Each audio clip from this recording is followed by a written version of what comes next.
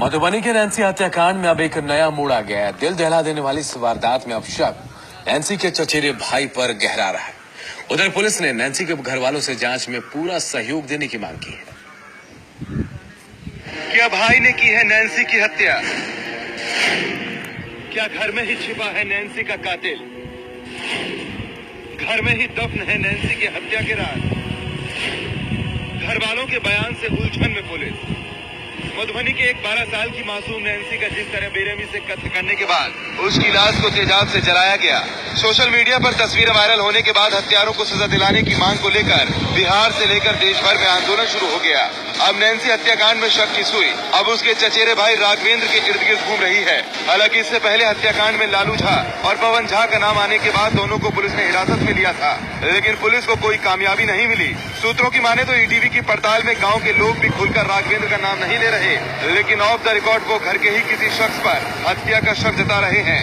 सूत्रों की माने तो राघवेंद्र ही घर का इकलौता शख्स है जो नैन्सी की बुआ की शादी के दिन घर में खान पान की रस्म में शामिल नहीं हुआ। हालांकि वो घर पर ही मौजूद था, जबकि राघवेंद्र ने जो पुलिस को बयान दिया है उसके मुताबिक उसने नैन्सी को लालू झा और पवन झा के साथ देखा था। तकरीबन 6 और 6:45 के बीच की बात है। 6 और 6:45 के बीच की बात है।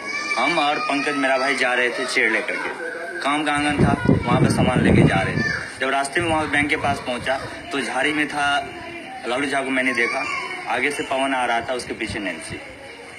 और हम लोग इतना ये नहीं किए क्योंकि शादी का आंगन है और बच्ची जा रही थी घर, यही सोच के हम लोग इग्नोर करके चले गए। शादी का उत्सव था, कोई काम करने के लिए जा रहे हैं तो हम टाइम देख के तो नहीं जाएंगे कि 7 बजे हम वहाँ गए, 8 बजे वहाँ गए या 8 बजे आप चलिए पुलिस। बिल्कुल नहीं, पुलिस रिपोर्ट के अनुसार 10 बजे फायर का टाइम है, बस हम ये जानना चाहते हैं। तो टाइम देख के तो नहीं गए, चूंकि बाद बाकी भैया और हमें मतलब भैया और हम और बड़े भैया 3 आदमी पुलिस के पास गए थे। उधर पुलिस का शक भी राघवेंद्र पर ही टिका है।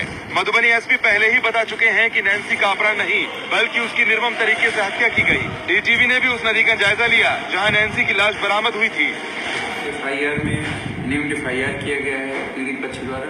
इसमें बताया गया है कि लड़की को ले गया और पीछे पीछे ये लोग थे जो वो बयान दे रहे हैं, जो विक्टिम पक्ष के लोग हैं। उसके बाद हम लोगों का कहना है कि पूर्व की घटनाएं ऐसी थी 5 साल पहले की, जो जिसकी शादी हो रही थी उसके साथ छेड़खानी वाली। तो ऐसा एविडेंस सब्सटेंस हम लोगों के पास था कि जेल भेजना जरूरी था। वो प्राथमिक दृष्टि में दोषी पाए जाते मतलब लगते हैं। आगे जो इनका लोग और चीजें आएंगी।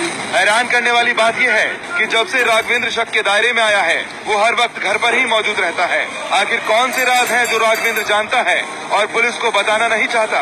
क्योंकि नैन्सी के पिता ने अपहरण की बात कहकर जो एफआईआर दर्ज कराई थी वैसा अपहरण करना मुश्किल है। क्या घर में ही नैन्सी की हत्या के राज दफन है?